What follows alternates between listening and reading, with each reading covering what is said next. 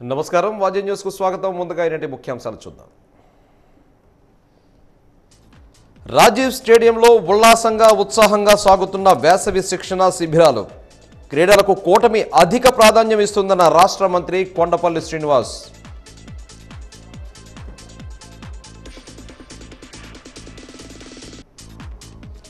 నారాయణపురం గ్రామంలో నూతన టీడీపీ కార్యాలయం ప్రారంభించిన ఎమ్మెల్యే అతిథి 160 కుటుంబాలు వైసీపీ నుంచి టీడీపీకి చేరిక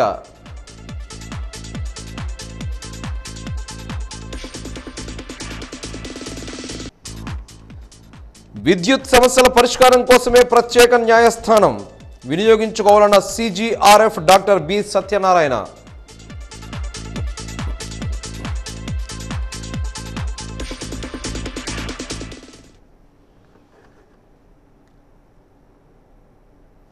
ఇక వివరాలు చూస్తే ఉత్తరాంధ్ర కల్పవల్లి పైడితల్లి అమ్మవారి దేవరోత్సవం అంగరంగ వైభవంగా జరిగింది. భక్తులకు ఎలాంటి అసౌకర్యం కలగకుండా అన్ని ఏర్పాట్లు చేశారు. నిన్న సాయంత్రం అమ్మవారు రైల్వే స్టేషన్ నుంచి డప్పు వాయిద్యాల నడుమ భారీ ఊరేగింపుతో హుకుంపేట చదురుగుడికి చేరుకున్నారు. అక్కడ నుంచి 3 లాంతర్ల వద్ద ఉన్న చదురుగుడికి తీసుకుని వచ్చారు. అమ్మవారి ప్రతిమను పెద్ద చెరువుకు తీసుకుని వెళ్లి ఆనవాయితీగా అక్కడ చెరువులో నుంచి అమ్మవారిని తీసుకుని ప్రత్యేక పూజలు నిర్వహించారు. ఈరోజు తెల్లవారుజామున 3 గంటల 3 లాంతర్ల వద్ద గల చదురుగుడికి అమ్మవారిని తీసుకుని వచ్చారు. ఉదయం వేకోజాము నుంచి అమ్మవారికి ప్రత్యేక పూజలు నిర్వహించారు. ఈ రోజు నుంచి అమ్మవారు ఉయ్యాల కంబాల ఉత్సవం వరకు 3 లాంతర్ల చదురుగుడి వద్ద కొలువై ఉంటారు. అమ్మవారిని దర్శించుకోవడానికి భక్తులు బారులు తీరారు. జై పైడిమాంబ జై జై పైడిమాంబ అనే ఆధ్యాత్మిక వాతావరణంలో ఆలయ ప్రాంగణం భక్తి పారవస్యంతో పొంగి పొరలింది.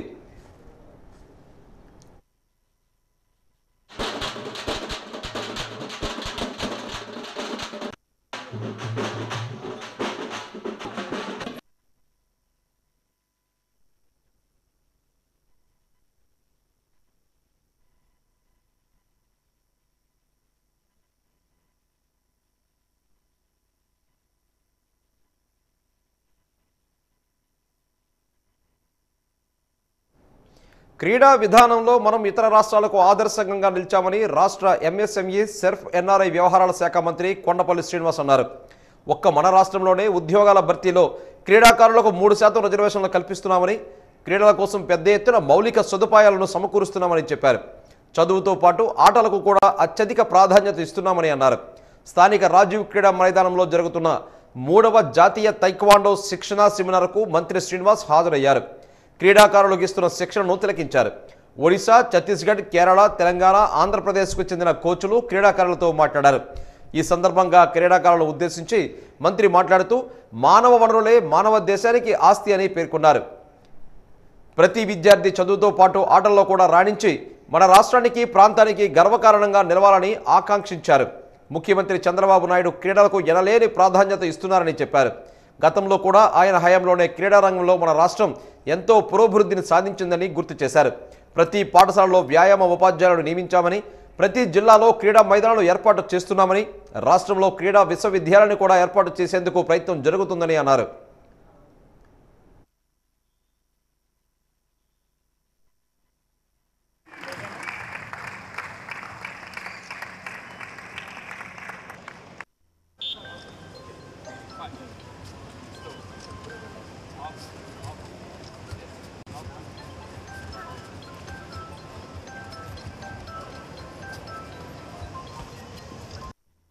ట్రైనింగ్ సెంటర్ ఫెసిలిటీస్కి ఎంతో మంది ప్లేయర్స్ ఈరోజు దేశ విదేశాలకు అందిస్తూ మన ఆంధ్రప్రదేశ్కి, మన ఉమ్మడి ఆంధ్రప్రదేశ్కి, భారతదేశానికి కీర్తి తీసుకొచ్చినటువంటి పరిస్థితి మనం అన్ని చూసాం. మరి ఇప్పుడు గౌరవ ముఖ్యమంత్రి వారు కూడా స్పోర్ట్స్ ప్రోత్సహించడానికి 3% రిజర్వేషన్తో కల్పించడంతో పాటు ప్రతి జిల్లాలో కూడా స్పోర్ట్స్ కాంప్లెక్స్ కట్టడానికి కూడా పెద్ద ఎత్తున కార్యక్రమం చేస్తున్నారు. ఆర్టీసీ కార్మికుల సమస్యలను పరిష్కరించాలని నేషనల్ మజ్దూర్ యూనియన్ రాష్ట్ర కార్యదర్శి వి అప్పారావు డిమాండ్ చేశారు. నేషనల్ మజ్దూర్ యూనియన్ అసోసియేషన్ ఆధ్వర్యంలో జిల్లా ప్రజా రవాణా అధికారి కార్యాలయాన్ని ఆర్టీసీ కార్మికులు ఈరోజు ముట్టడించారు.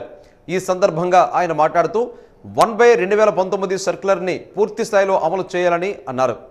ఈ సర్క్యులర్ పూర్తి స్థాయిలో అమలు చేయడం వలన ఆర్టీసీ కార్మికులు ఎంతో నష్టపోతున్నారని ఆవేదన వ్యక్తం చేశారు.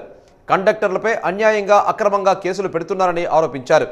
చైల్డ్ కేర్ లీవ్లను మహిళలకు ప్రకటించాలని, తమ న్యాయపరమైన సమస్యలను పరిష్కరించకపోతే ఉద్యమాన్ని మరింత ఉధృతం చేస్తామని హెచ్చరించారు. ఈ కార్యక్రమంలో ఎన్ఎంయు జిల్లా అధ్యక్షుడు సిహెచ్ దుర్గరాజు, జిల్లా కార్యదర్శి రాఫెల్ తదితరులు పాల్గొన్నారు.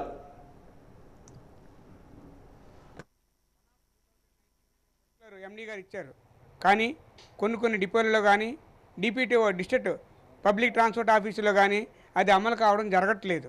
కావున ఈ రోజున ప్రతి జిల్లా మొత్తం అన్ని జిల్లాల్లో కూడా జిల్లా వ్యాప్తంగా డిపిటిఓ ధర్నా కార్యక్రమం ఏర్పాటు చేయడం జరిగింది.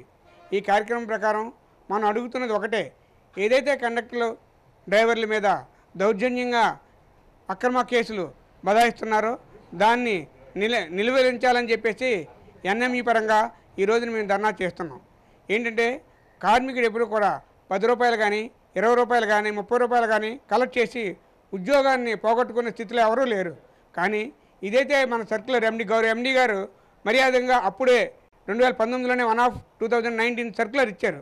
ఆ సర్క్యులర్ని ఎట్టి పరిస్థితుల్లో అమలు చేయాలని చెప్పేసి మనం ఈరోజు కార్యక్రమం ఏర్పాటు చేయడం జరిగింది. ఏదైనా కండక్టర్ల మీద కానీ డ్రైవర్ల మీద కానీ అక్రమ కేసులు బనాయించుకుంటూ ఉండాలంటే ఎట్టి పరిస్థితుల్లో నేషనల్ మజ్దూర్ యూనియన్గా ఏ చర్య అయినా సరే తీసుకోవడానికి మేము కార్మికుల గురించి అహర్నిశలు కృషి చేస్తామని చెప్పేసి తెలియజేస్తున్నాం. అదేవిధంగా ఏదైతే కార్మికులు స్త్రీ కార్మికులు ఉన్నారో ఆర్టీసీలో ఈ ఉన్నటువంటి కార్మికులకి మనకి ఏదైతే లీవ్ ఇచ్చారో ఆ లీవ్ని కూడా చైల్డ్ కేర్ లీవ్ కూడా ఎట్టి పరిస్థితుల్లో ఇంప్లిమెంట్ చేయాలని, ప్రతి డిపోలో కూడా చైల్డ్ కేర్ లీవ్ ప్రతి ఎంప్లాయీకి, లేడీ ఎంప్లాయీకి ఇవ్వాలని చెప్పేసి మనం ఈ ధర్నా మూలకంగా కోరుతున్నాం. ముఖ్యమంత్రి నారా చంద్రబాబు నాయుడు వెనుకబడిన మహిళల జీవన భృతికి సహకారం చేయడానికి, సమాజంలో మహిళలు స్వయం ఉపాధిని కల్పించడానికి కుట్టు మిషన్ శిక్షణా కార్యక్రమాన్ని రూపొందించడం జరిగిందని విజయనగరం శాసనసభ్యులు పూసపాటి అదితి గజపతిరాజు అన్నారు. ద్వారపూడి గ్రామంలో మహిళలకు శిక్షణ ఇస్తున్న కుట్టు మిషన్ శిక్షణా కేంద్రాన్ని ఆమె ఈరోజు ప్రారంభించారు. ఈ సందర్భంగా ఆమె మాట్లాడుతూ, సొంత కాళ్ల మీద నిలబడి ఈ సమాజంలో తమ ఉనికిని చాటి చెప్పే విధంగా మహిళల అభివృద్ధికి ఎలాంటి శిక్షణా కేంద్రాలు ఎంతగానో ఉపయోగపడతాయని అన్నారు. ఆర్థిక స్థితిగతులు మెరుగుపడతాయని చెప్పారు. మహిళల సంక్షేమమే కూటమి ప్రభుత్వం ధ్యేయమని స్పష్టం చేశారు. ఈ కార్యక్రమంలో టీడీపీ నాయకులు తదితరులు పాల్గొన్నారు.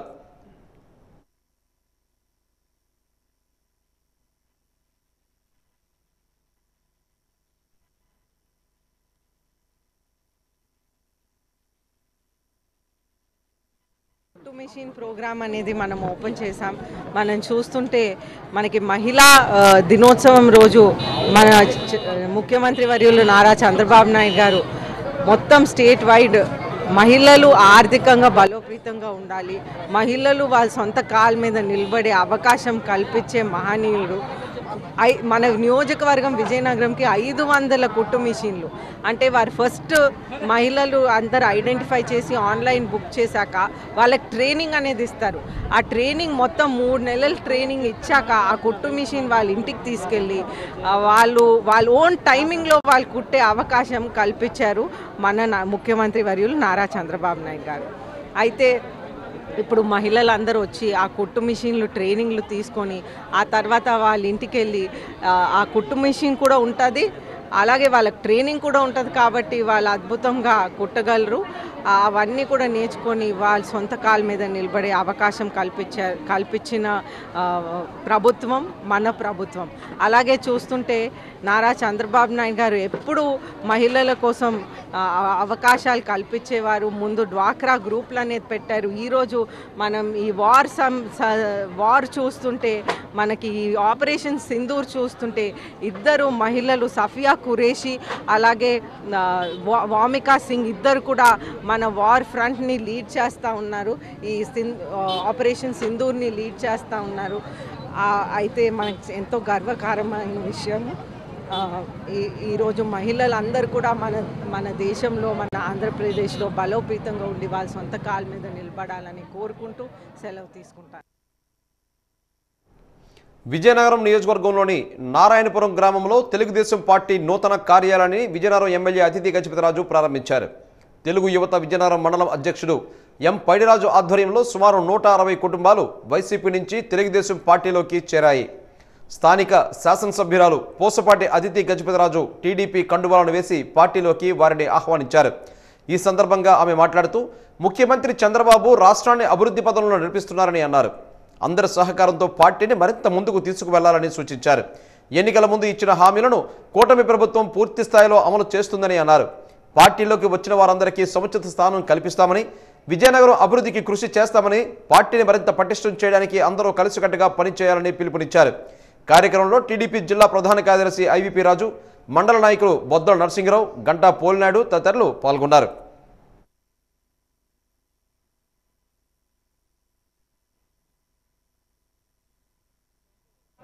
నారాయణపురం గ్రామంలో వైసీపీకి మరో ఎదురుదెబ్బ తగిలింది. ఈరోజు నారాయణపురం గ్రామంలో వైసీపీ నుంచి 150 కుటుంబాలు ఈరోజు మన టీడీపీలోకి జాయిన్ అవ్వడం జరిగింది. ఇందుకు కారణం విజయనగరం నియోజకవర్గం ఇన్ఛార్జ్ అలాగే మన ఎమ్మెల్యే గారు అయినటువంటి అదితి విజయలక్ష్మి గారి పాలన చూసి, అలాగే ఆవిడ యొక్క నిబద్ధత చూసి, అలాగే ఆవిడ యొక్క నిజాయితీ చూసి ఈరోజు పార్టీలోకి రావడం జరిగింది. అలాగే చంద్రబాబు నాయుడు గారి యొక్క ఈరోజు యొక్క అనుభవం, అలాగే లోకేష్ గారి యొక్క ఈరోజు చొరవతో ఈరోజు తెలుగుదేశం పార్టీ ముందుకెళ్తుంది.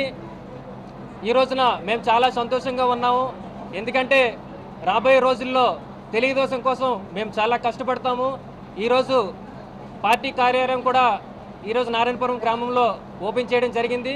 ఎందుకంటే పాలనలో మనకి సంక్షేమం ఉంటుంది, అలాగే అభివృద్ధి ఉంటుంది.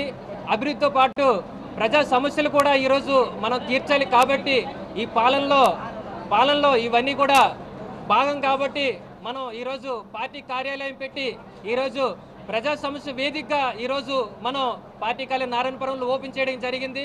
150 కుటుంబాలు మన తెలుగుదేశం పార్టీలో జాయిన్ అవడం అంటే ఎందుకు జాయిన్ అయ్యారనేది మనం ఒకసారి ఆలోచిస్తే, వాళ్ళు గత 5 సంవత్సరాలు చూశారు పాలన ఎలాగుందో, చంద్రబాబు నాయుడు గారి పాలన ఏ విధంగా ఉందో. అయితే మన చంద్రబాబు నాయుడు గారి పాలన చూస్తుంటే ఎప్పుడు సంక్షేమం, అభివృద్ధి రెండు కూడా సమానంగా ముందుకు తీసుకువెళ్తారు. అయితే ఈరోజు సంక్షేమంలో అయితే మనం మొత్తం భారతదేశంలోనే మనం ఫస్ట్లో ఉన్నాం. ఎందుకంటే మనం 64 lakh pensions, highest 4000 rupee pension అనేది భారతదేశంలో ఎక్కడా లేదు. కానీ మనం కొత్త రాష్ట్రం అయినప్పుడు కూడా, లోటు బడ్జెట్ ఉన్నప్పుడు కూడా, ఆర్థిక ఇబ్బందులు ఎన్నో ఉన్నప్పటికీ కూడా ఆఖరికి మనం అందరికీ కూడా సంక్షేమం అనేది సక్రమంగా ఫస్ట్ అందిస్తున్నాం. 4000 రూపీస్ పెన్షన్ అన్నాం. అలాగే వికలాంగులకి ప్రత్యేకంగా పెద్ద మనసు ఉంచుకొని 6000 రూపాయలు అనేది అందిస్తున్నాం. అలాగే మన ప్రభుత్వం వచ్చిన వెంటనే చదువుకునే పిల్లల కోసం డిఎస్సి అనేది మొన్నే మన నాయకుడు నారా లోకేష్ గారు చంద్రబాబు నాయుడు గారు పుట్టినరోజున ప్రకటించారు. డిఎస్సి కూడా మనం మొదలు పెడుతున్నాము. అయితే నారా లోకేష్ గారు అయితే మన పార్టీ కోసం, అలాగే మన రాష్ట్రం కోసం ఎన్ని విధాలుగా చేస్తున్నారంటే ఎన్నో ఉద్యోగ అవకాశాలు కల్పిస్తున్నారు. ఎన్నో ఇండస్ట్రీస్ని తెస్తున్నారు. ఐటీ అవనివ్వండి, టీసీఎస్ అవనివ్వండి, అలాగే వెళ్ళిపోయిన ఇండస్ట్రీ కూడా, వెళ్ళిపోయిన లులు సెంటర్ కూడా మేము మళ్ళీ ఎప్పుడు రామని ఆ ప్రభుత్వంలో చెప్పిన వ్యక్తి కూడా ఈరోజు లులు సెంటర్ని కూడా మనం తెప్పించగలిగామంటే అది మన లోకేష్ గారు హార్డ్ వర్క్, కృషి, చంద్రబాబు నాయుడు గారు బ్రాండ్ అనేది మనం అందరం అర్థం చేసుకోవాల్సిన అవసరం ఉంది. మారుతి సహాయ సేవా సంఘం ఆధ్వర్యంలోని కనపాకలో ఈరోజు దాతలు పెంటపాటి మార్కండేయులు, రాము, శ్రీనివాసుల సహకారంతో నిత్యావసర సరుకుల పంపిణీ కార్యక్రమాన్ని నిర్వహించారు. ఈ సందర్భంగా చంద్రశేఖర్ మాట్లాడుతూ 68 మంది నిరుపేదలకు నిత్యావసర వస్తువులు పంపిణీ చేయడం జరిగిందని అన్నారు. సహకరించిన దాతలందరికీ కృతజ్ఞతలు తెలియజేశారు. ఈ కార్యక్రమంలో అప్పలస్వామి, రామ్మోహన్ తదితరులు పాల్గొన్నారు.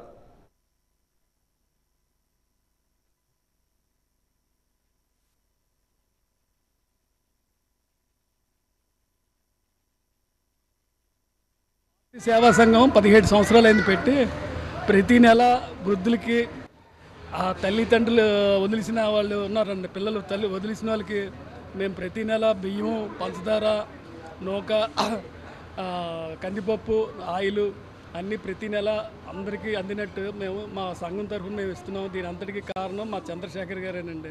దీని స్ఫూర్తి. మరి దాతల సహాయ సహకారాలతో బియ్యం, పంచదార, కందిపప్పు, మంచినూనె ఇలా నిత్యావసర వస్తువుల్ని పంపిణీ చేయడం జరుగుతూ ఉంది. మరి ఈ కార్యక్రమానికి మరి దాతల సహాయంతోనే ఈ కార్యక్రమం గత 18 సంవత్సరాలుగా నడుస్తూ ఉంది. వారందరూ కూడా మా యొక్క హృదయపూర్వక కృతజ్ఞతలు తెలియజేసుకుంటున్నాం. అదేవిధంగా మరి ఈరోజు శ్రీ పెంటపాటి మార్కండేయులు గారు, పెంటపాటి రాము గారు, పెంటపాటి వాళ్ళ శ్రీనివాస్ గారు అని వాళ్ళ ముగ్గురు అందములు కూడా గత 18 ఏళ్ళ కానుండి మరి ఈ కార్యక్రమంలో పాల్గొంటూ వాళ్ళ ఆర్థిక సహాయం చేస్తూ మరి కొంతమందిని మా సంస్థకి పరిచయం చేస్తూ వారి ద్వారా మాకు ఆర్థిక సహాయాన్ని ఇప్పిస్తున్నటువందుకు మరి వీళ్ళ ముగ్గురికి కూడా మా హృదయపూర్వక కృతజ్ఞతలు తెలియజేసుకుంటున్నాం.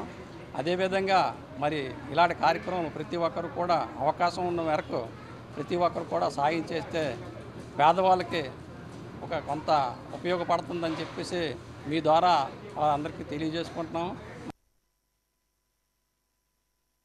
విద్యుత్ సమస్యల పరిష్కారం కోసం వినియోగదారులకు విద్యుత్ వినియోగదారుల సమస్యల పరిష్కార న్యాయస్థానం ఎల్లప్పుడూ అందుబాటులో ఉంటుందని న్యాయస్థానం చైర్పర్సన్ డాక్టర్ బి సత్యనారాయణ అన్నారు. నగరంలోని కోట వద్ద గల ఆర్కే అకాడమీ విద్యార్థులకు CGRF వినియోగంపై అవగాహన కార్యక్రమాన్ని నిర్వహించారు. ఈ సందర్భంగా ఆయన మాట్లాడుతూ బిల్డింగ్లో లోపాలు ఉన్న, విద్యుత్ తీగలు మరమ్మతులకు గురైన, ట్రాన్స్ఫార్మర్ మరమ్మతులు లేదా కాలిపోయిన వాటి స్థానంలో కొత్తవి వేయటం, మీటర్లు కాలిపోవడం, విద్యుత్ వోల్టేజ్ హెచ్చుతగ్గులు, విద్యుత్ మీటర్ లోపాలు వంటి సమస్యలు విద్యుత్ వినియోగదారులకు సకాలంలో స్పందించకపోతే CGRFకు ఫిర్యాదు చేయవచ్చని అన్నారు. ఈ కార్యక్రమంలో సభ్యులు S Subbarao, Vizianagaram town DE Trinath తదితరులు పాల్గొన్నారు.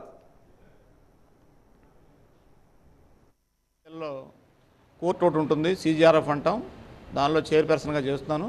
మాతో పాటు మెంబర్ ఫైనాన్స్ గారు ఉన్నారు, సుబ్బారావు గారు. మేము ఈరోజు ఇక్కడ దాసనపేట ఏరియాలో క్యాంప్ కోర్టు కండక్ట్ చేస్తూ దానిలో భాగంగా ఇప్పుడు ఇక్కడ కోచింగ్ సెంటర్కి అటెండ్ అయ్యాము. కోచింగ్ సెంటర్లో ఉన్నటువంటి ఈ యొక్క ఆస్పిరెంట్స్ ఉద్యోగం గురించి ప్రయత్నం చేసేటువంటి ఎవరైతే ఉన్నారో వీళ్ళంత అభ్యర్థులు వాళ్ళని అడ్రస్ చేస్తూ వాళ్ళ ద్వారా సమాజానికి మా కోర్టు యొక్క విధుల గురించి చెప్పాలనే ఉద్దేశంతో ఇక్కడ రావడం జరిగింది. ఎలక్ట్రికల్ సమస్యలు ఏదైనా ఉన్నట్టయితే, విద్యుత్ సంబంధించిన సమస్యలు ఏదైనా ఉన్నట్టయితే డిపార్ట్మెంట్ నుంచి వాళ్ళు న్యాయం పొందలేకపోయినప్పుడు అనిపిస్తే టోల్ ఫ్రీ నెంబర్ అది ఒకటి ఉంటుంది, 1912 కాల్ చేసి మీ సమస్యని ఆ నెంబర్కి చెప్పుకున్నట్టయితే ఆ డిపార్ట్మెంట్ వారు వచ్చి ఆ సమస్య పరిష్కారం చేస్తారు. ఒకవేళ కనుక ఆ యొక్క సమస్య పరిష్కారం చేయకపోయినట్లయితే ఆ టైంలో మాకు కంప్లైంట్ అనేటువంటిది వ్రాతపూర్వకంగా కోర్టుకి ఏ మాదిరిగా అయితే ఇస్తామో ఆ మాదిరిగా మాకు ఆధారాలతోటి కనుక కంప్లైంట్ కనుక పెట్టినట్టయితే దాన్ని మేము కేసు కింద నమోదు చేసి విచారణ చేసి కేసు రిజిస్టర్ అయినటువంటి 60 రోజుల్లో తీర్పు చెప్తూ ఆ తీర్పు కాపీని కన్జ్యూమర్ ఇంటికి పంపించడం జరుగుతుంది. ఆ 6 అవర్స్లో వాళ్ళు పవర్ అనేటువంటి మనకి ఇచ్చి తీరాలి. 6 అవర్స్లో మనం పవర్ ఇవ్వనట్టయితే మనకి డిపార్ట్మెంట్ వారే నష్టపరిహారంగా రోజుకి 100 రూపాయల నుంచి 200 రూపాయల దాకా ఇవ్వాల్సినటువంటి సందర్భం ఉంది.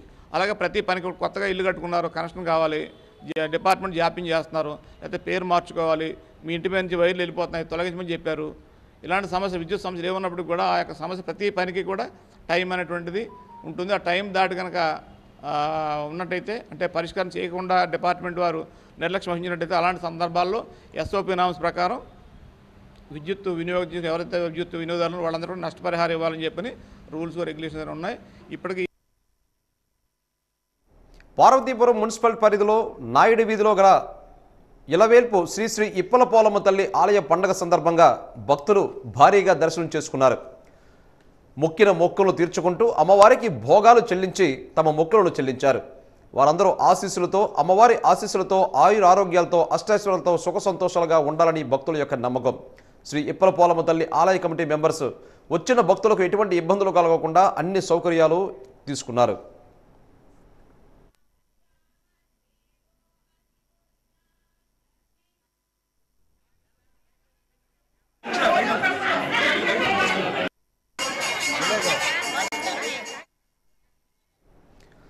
విజయనగరం జిల్లా గంట్యాడ మండలం కొటారబిల్లులో గత 3 నెలల క్రితం జనసేన నాయకురాలు మాజీ మంత్రి పడాల అరుణ ఆలయం సినిమాకి క్లాప్ కొట్టిన సంగతి తెలిసిందే.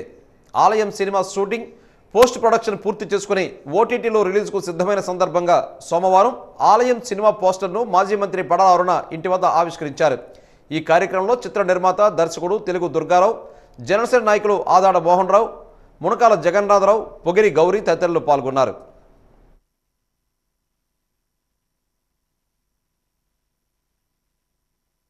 భారత్ పాకిస్తాన్ యుద్ధ సమయంలో వీరోచితంగా పోరాడి అమరులైన ఆంధ్రప్రదేశ్ రాష్ట్రానికి చెందిన మురళీ నాయక్ ఆత్మకు శాంతి చేకూరాలని విజయనగరం పట్టణం 26వ డివిజన్ తెలుగుదేశం పార్టీ నాయకులు విజ్జపు ప్రసాద్, ముక్కాల శ్రీను అన్నారు. ఈ సందర్భంగా యుద్ధంలో అమరులైన మురళీ నాయక్ చిత్రపటానికి పూలమాలలు వేసి శ్రద్ధాంజలి ఘటించారు. మురళీ నాయక్ను ఆదర్శంగా తీసుకుని యువత సైన్యంలో చేరి దేశాన్ని కాపాడుకునేందుకు ముందుకు రావాలని పిలుపునిచ్చారు. ఈ కార్యక్రమంలో 26వ డివిజన్ ప్రజలు అధిక సంఖ్యలో పాల్గొన్నారు.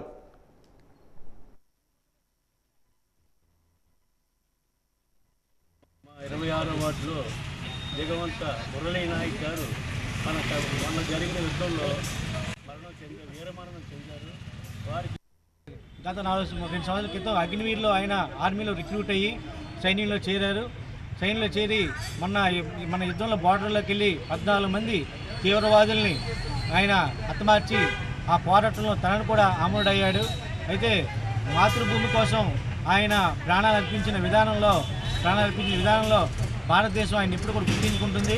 అలాగే ముందు రోజు రాత్రి మన మురళీ నాయక్ గారు వాళ్ళ ఫ్రెండ్కి స్నేహితుడికి ఫోన్ చేసి, నేను బార్డర్లో యుద్ధానికి వెళ్తున్నాను, నాకు ఏమైనా జరిగితే మా అమ్మ నాన్నని నువ్వే చూసుకో అని చెప్తే నేర్చుకొని బాధపడుతూ చెప్తే, స్నేహితుడు ఏం కాదులేనన్నా, నువ్వు బాగా మళ్ళీ తిరిగి వస్తావంటే, లేదు నీ యుద్ధంలోకి వెళ్తాను, ఏదైనా జరగవచ్చు, ఒకవేళ నేను నీకు ఉదయాన్నే మెసేజ్ పెడితే నేను బ్రతుకున్నట్టుగా, లేదు మెసేజ్ పెట్టలేనంటే నాది అమలు అయినట్టుగా లెక్క కింద మీరు మా అమ్మని గారిని చూసుకోండి అని చెప్పారు.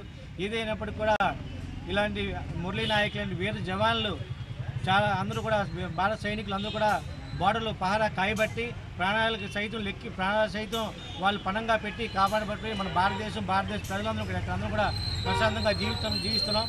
అలాగే ఈ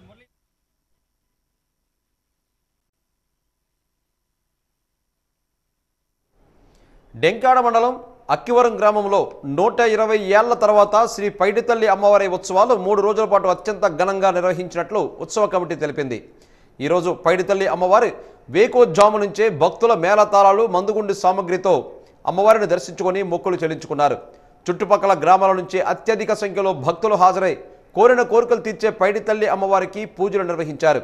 పైడితల్లి అమ్మవారిని మరియు సిరిమాన ఉత్సవ కార్యక్రమానికి విజయనగరం ఎంపీ కలిశెట్టి అప్పలనాయుడు, బొబ్బిలి మాజీ మంత్రి బేబీ నాయన, వైకాపా మాజీ ఎమ్మెల్యే బడ్డుకొండ అప్పలనాయుడు, ఎంపీపీ ప్రతినిధి ఉప్పాడ సూర్యనారాయణ రెడ్డి తదితరులతో పాటు పలువురు నాయకులు సిరిమానోత్సవాన్ని తిలకించారు. ఈ సిరిమానోత్సవ కార్యక్రమానికి వివిధ గ్రామాల నుంచి వేలాది మంది భక్తులు తరలివచ్చి జై పైడిమాంబ అంటూ పెద్ద ఎత్తున నినాదాలు చేస్తూ అమ్మవారిని దర్శించుకున్నారు. భక్తులకు ఎటువంటి అసౌకర్యం కలగకుండా ఉత్సవ కమిటీ ఏర్పాట్లను పూర్తి చేసింది. మాజీ ఎంపీపీ కంది చంద్రశేఖరరావు, మాజీ జడ్పీటీసీ కంది సూర్యనారాయణ ఆధ్వర్యంలో యువకులంతా అత్యంత ఉత్సాహంగా పాల్గొని సిరిమానోత్సవ కార్యక్రమాన్ని ఏర్పాట్లు చేసి అంగరంగ వైభవంగా జరిగే విధంగా ఎక్కడికక్కడ ఏర్పాట్లను పూర్తి చేశారు.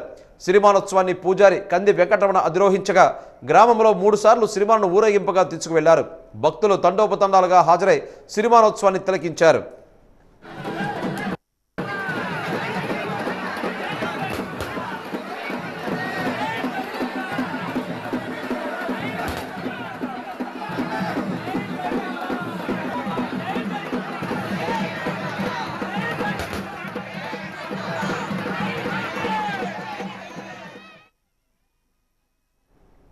అకస్మాత్తుగా ఏదైనా విపత్తు సంభవిస్తే, విపత్కర సంక్షోభ పరిస్థితులు ఎదురైతే, యుద్ధం వల్ల బాంబులు పడి లేదా గ్యాస్ లీకేజ్, షార్ట్ సర్క్యూట్ కారణంగా అగ్ని ప్రమాదాలు చోటు చేసుకుంటే అలాంటి సమయంలో ప్రభుత్వం ఏ విధమైన సహాచర్యలు తీసుకుంటుంది?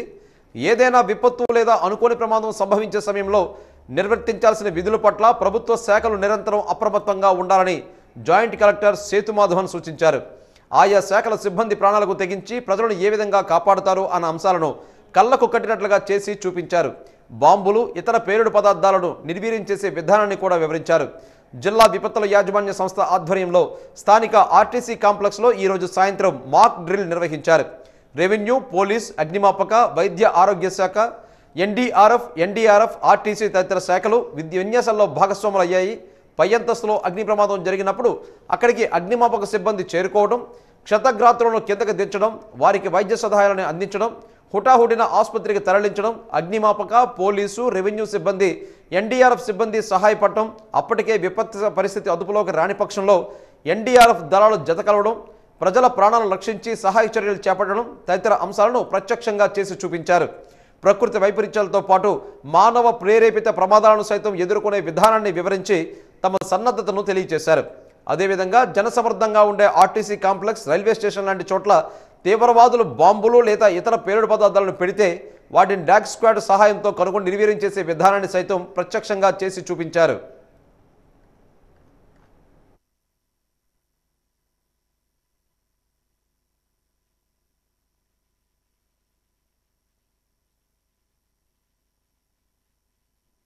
ఆఫ్ ఇండియా ఆదేశాల ప్రకారం మన స్టేట్ గవర్నమెంట్, మన గౌరవ ముఖ్యమంత్రి కూడా 2 days ముందు అందరితో మీటింగ్ పెట్టడం జరిగింది. సో వార్ సిచ్యువేషన్ని ఎలా హ్యాండిల్ చేయాలనేది కూడా ఒక ముఖ్య ఇన్స్ట్రక్షన్స్ కూడా అందరికీ ఇవ్వడం జరిగింది.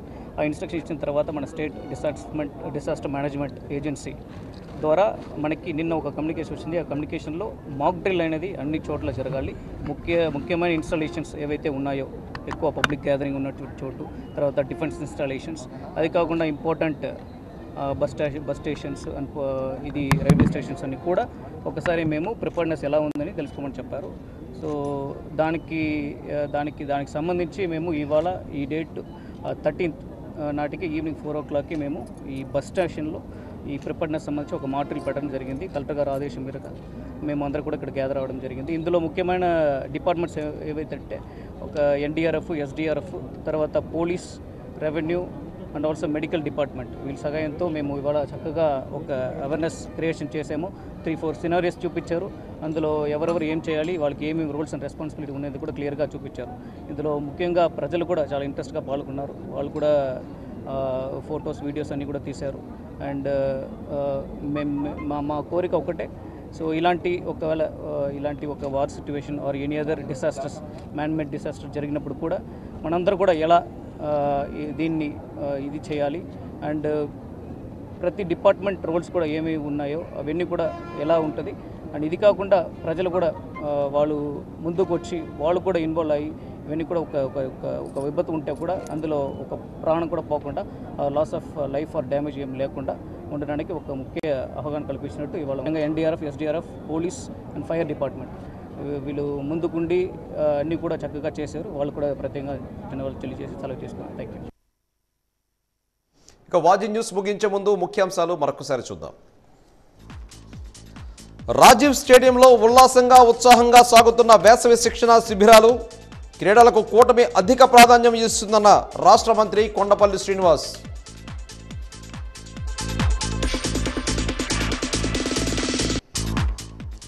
నారాయణపురం గ్రామంలో నూతన టీడీపీ కార్యాలయం ప్రారంభించిన ఎమ్మెల్యే అతిథి, 160 కుటుంబాలు వైసీపీ నుంచి టీడీపీకి చేరిక.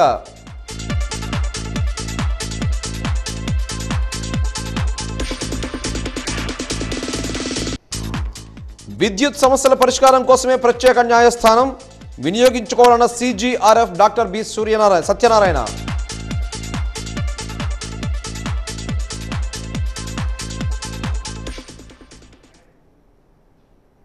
వాజీ న్యూస్ ఇంతటితో సమాప్తం. మరలా ప్రసారమయ్యే వాజీ హెడ్లైన్ షోలో మళ్ళీ కలుసుకుందాం. అంతవరకు సెలవు. నమస్కారం.